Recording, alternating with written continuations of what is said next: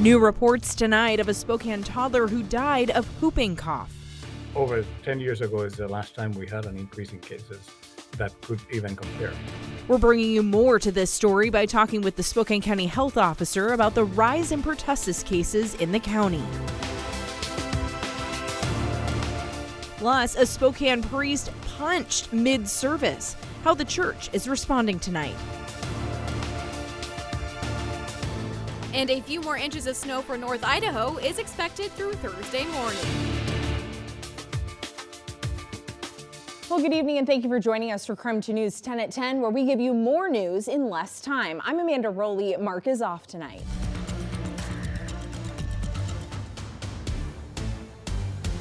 Well, tonight we turn to weather first as we continue to track snow across the region. So let's check in with KREM 2's Regan Gallo for more on the forecast for the end of the work week. Regan, are we going to see much more snow? We've already seen a ton. I'm not complaining, right? I know, Amanda, we talked about this yesterday. We've been in a snow drought, I feel like. But yes, we are going to be seeing a little bit more snow tonight through pretty much 7 a.m. tomorrow. And that is specifically in North Idaho, anywhere from about 1 to 3 inches, maybe 4 inches in some more local areas. Spokane is expected to get some as well, but we have that winter weather advisory specifically for North Idaho.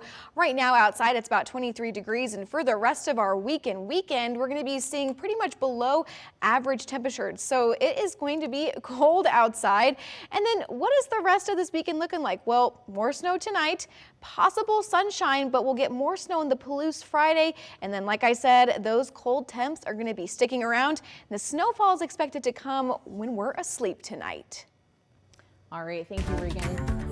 Well, tonight we've learned a toddler has died from pertussis in Spokane County. The Spokane Regional Health District says the child was under the age of 5 and died in November last year, but the CDC just confirmed the cause of death. They say other health factors also contributed to the death, and the child had some doses, but they hadn't completed their vaccination series. To bring you more to every story, KREM 2's Connor McAvoy spoke with the Spokane County health officer about the spike in whooping cough cases here in Spokane County. Connor? This is the first pertussis death in Spokane County in more than a decade, and that's according to the Spokane Regional Health District. This comes as medical professionals say the rise in cases is at an alarming rate.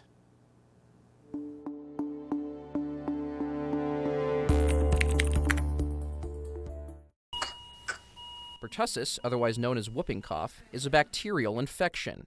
The Spokane Regional Health District reports nearly 400 confirmed cases across the county since last November. Over 10 years ago is the last time we had an increase in cases that could even compare. Spokane County Health Officer Francisco Velasquez says children are the most likely to get the infection and potentially suffer health complications once it's contracted. We do know that children, particularly infants, are typically at the highest risk, particularly if they have not been fully immunized. Velasquez says pertussis vaccines are recommended for children in a series of shots through the first 2 years of their life.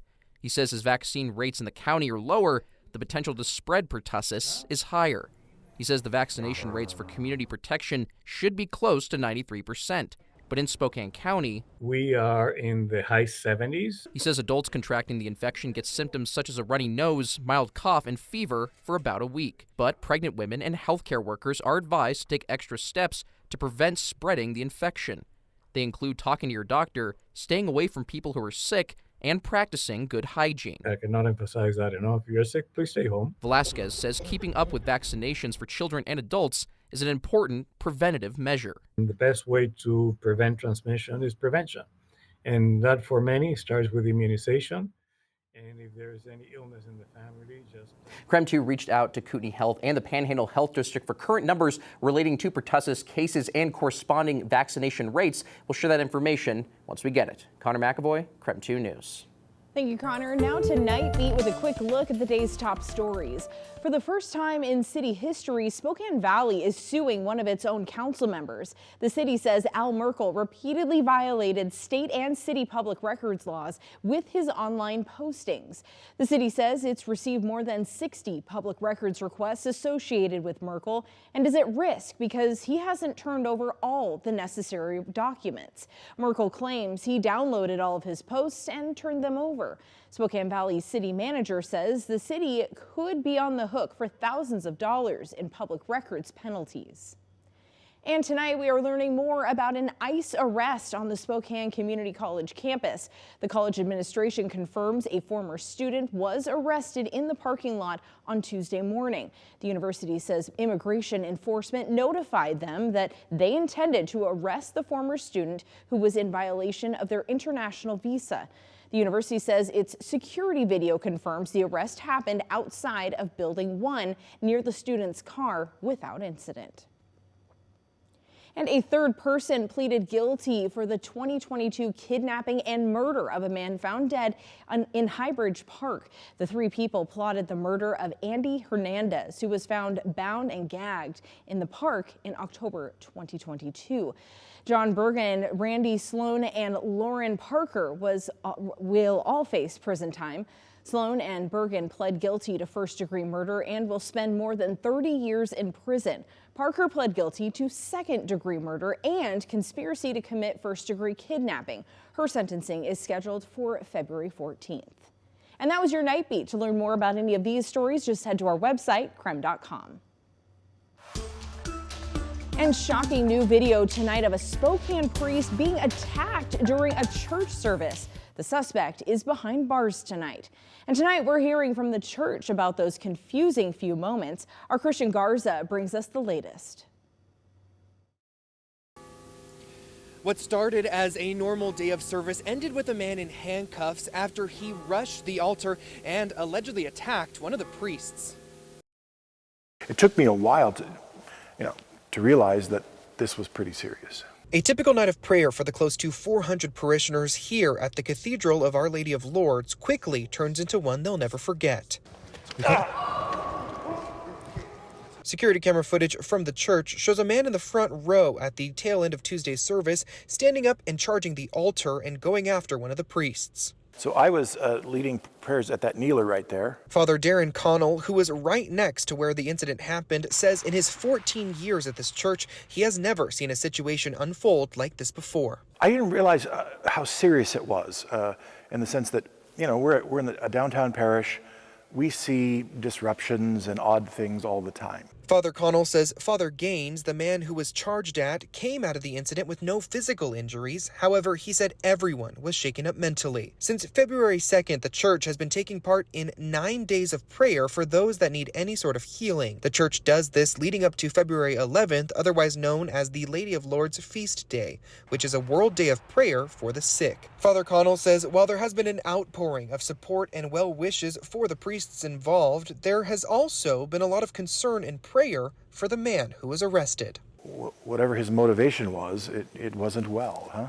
And so it's kind of providential or ironic that we're in these days of praying for healing, and in the midst of all this happens from a man who by all accounts, needs some kind of healing in his life.